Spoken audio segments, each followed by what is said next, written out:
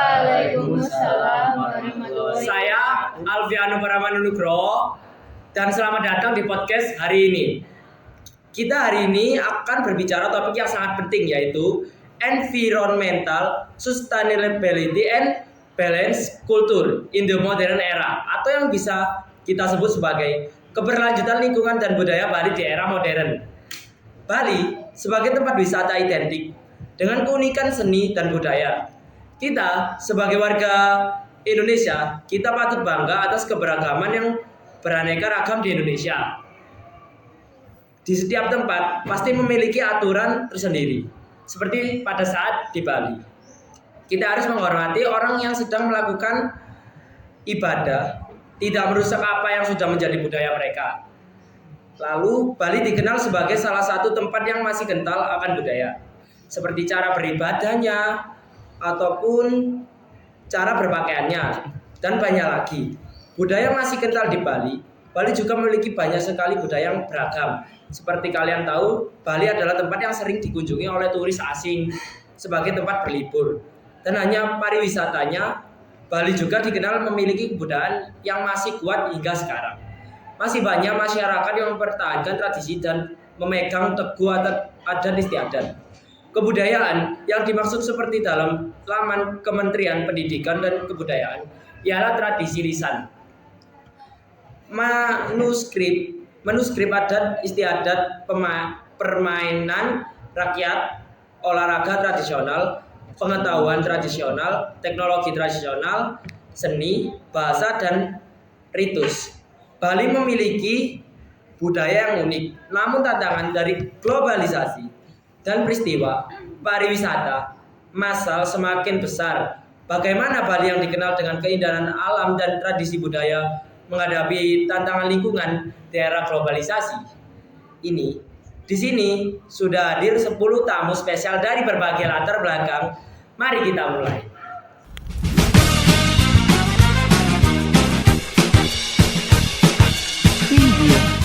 Pada acara podcast hari ini, kita membagi 2 sesi.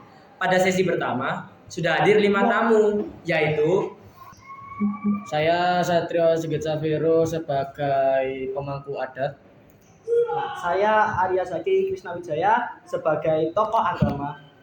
Saya Nidia Gasai Putri sebagai ibu kedua. Saya Kenji Mama Bayatolo sebagai Bule 1. Saya Sumarsi Hurufa sebagai tokoh pedagang. Sebelumnya, saya ingin berterima kasih kepada kalian semua karena ingin meluangkan waktu untuk hadir pada acara podcast hari ini. Baik, langsung saja kita mulai dengan pertanyaan pertama. Bagaimana kesan kalian mengenai budaya yang ada di Bali?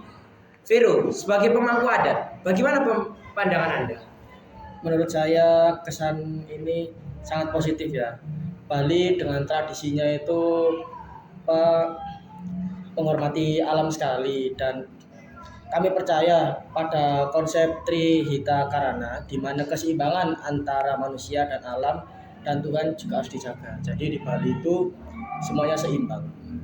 Luar biasa. What about Kenji and Helga? How do you feel about the culture in Bali? Okay, thank you, Pano.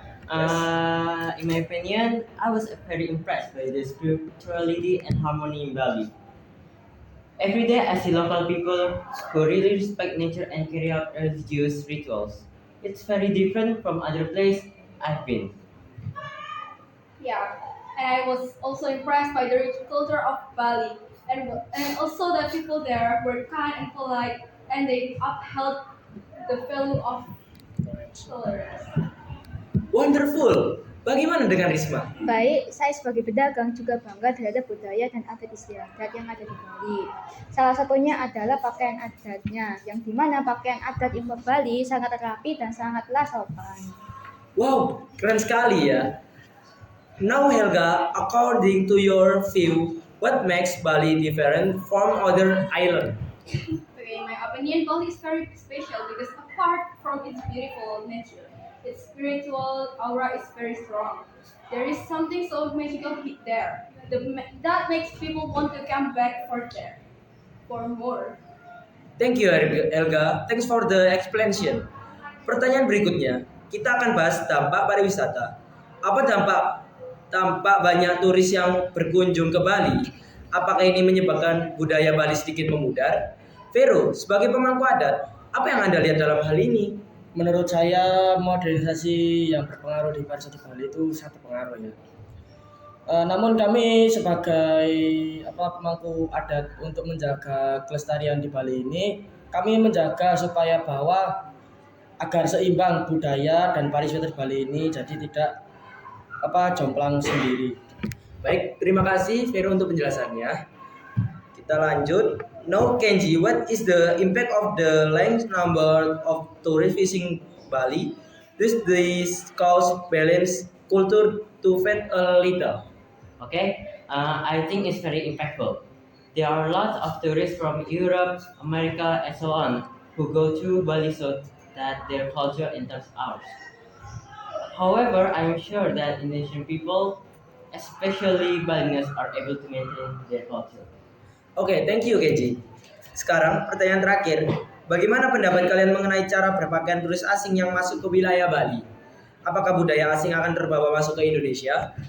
Arya, sebagai tokoh agama, Ya, terima kasih. bagaimana pandangan Anda? Ya, terima kasih. Bagi saya, cara berpakaian adalah bentuk ekspresi dan apresiasi, terutama di tempat-tempat suci yang ada hubungannya dengan hal-hal spiritual seperti pura, yang sangat menjunjung sikap kesopanan dan penghormatan yang selalu dijaga di sana. Tapi terkadang-kadang terdapat beberapa turis maupun orang yang dari luar Bali yang tidak begitu mengerti norma lokal, dan itu sangat menjadi masalah bagi kami orang dan kami hanya bisa mengedukasi turis agar mereka menghormati norma-norma di sini. Wow. Dan saya sering melihat turis yang berpakaian kurang sopan di dekat tempat-tempat suci. Ini tentu kurang baik karena kita punya adat istiadat yang harus dijaga. Saya rasa perlu ada lebih banyak edukasi untuk para turis-turis tentang budaya Bali. Baik, terima kasih atas penjelasan dari Arya dan Risma. Now Kenji, what do you think about the why foreign tourists who enter Bali dress? Will foreign culture be brought into Indonesia? Okay, thank you, Pano. As a foreign tourist, I try to follow the rules in Bali. I think it is important for every tourist to respect the cultural norms of the place they visit. However, with globalization, there must be cultural exchange. The important thing is we must respect each other. Oke Kenji, thanks for the explanation dan terima kasih juga untuk para tamu yang sudah membagi pandangan mereka yang bermanfaat untuk para penonton. Sesi pertama acara podcast hari ini sudah berakhir dan akan dilanjutkan dengan sesi yang selanjutnya yaitu sesi kedua. Terima kasih.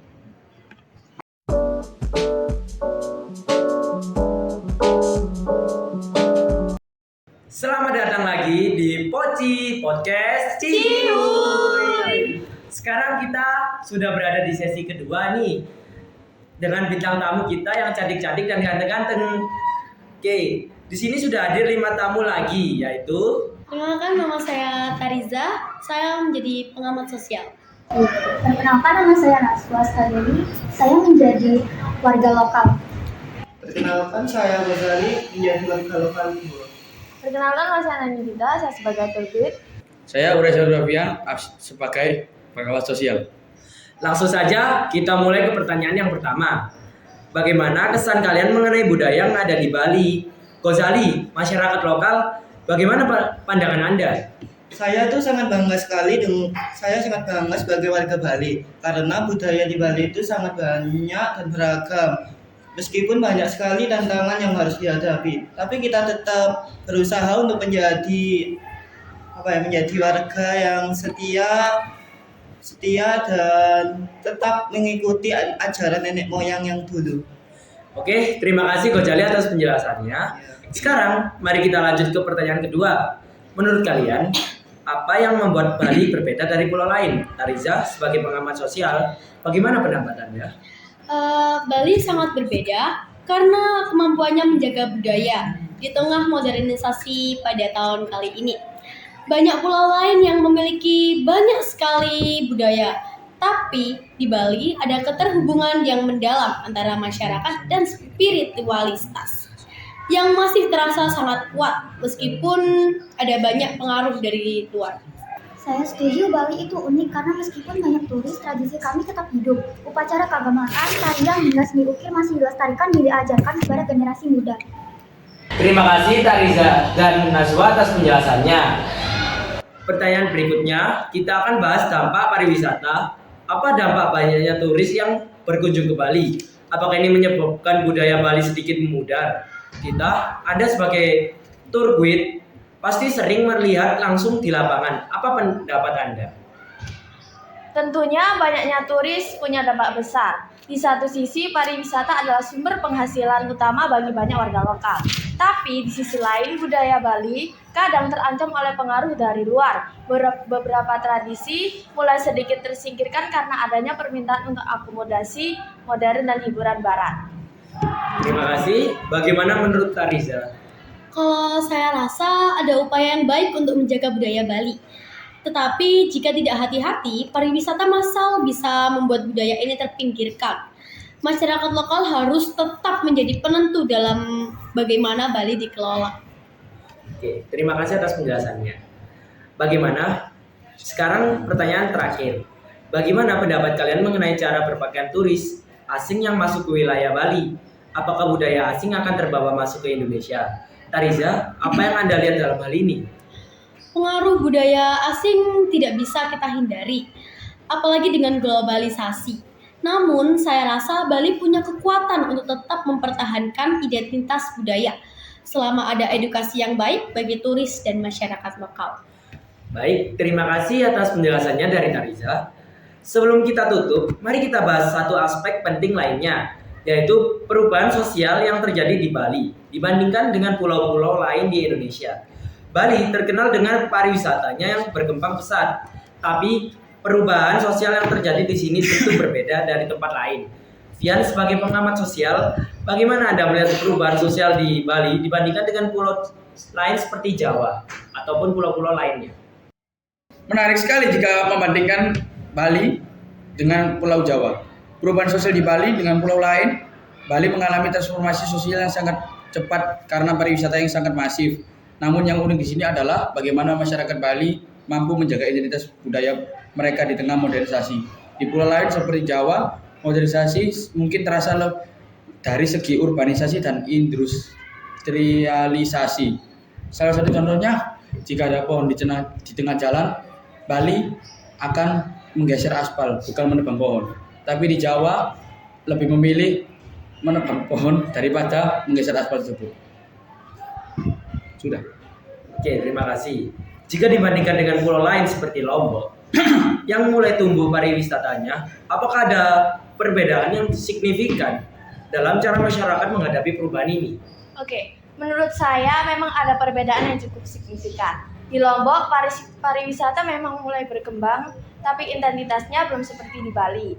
Lombok mungkin masih lebih tradisional dalam banyak hal, dan perubahan sosialnya terjadi lebih lambat. Sedangkan di Bali, modernisasi dan pariwisata sudah begitu menyatu dengan kehidupan sehari-hari, terutama di daerah yang ramai seperti Kuta dan Ubud. Perbedaan ini membuat Bali lebih terbuka terhadap perubahan, sehingga membawa tantangan untuk mempertahankan budaya. Baik, terima kasih banyak untuk semua tamu kita yang sudah berbagi pandangan mereka. Diskusi kita hari ini sangat menarik dan memberikan gambaran jelas tentang tantangan dan peluang dalam menjaga budaya Bali tetap lestari di era modern. Dari perspektif adat, ekonomi, hingga sosial, kita semua sepakat bahwa keberlanjutan budaya dan lingkungan Bali adalah tanggung jawab bersama. Semoga kita semua, baik penduduk lokal maupun wisatawan, dapat terus bekerja sama untuk menjaga Bali tetap indah dan kaya akan budaya. Mohon jika ada perkataan atau perlakuan yang kurang berkenan. Terima kasih sudah mendengarkan podcast ini. Sampai jumpa. Rahayu.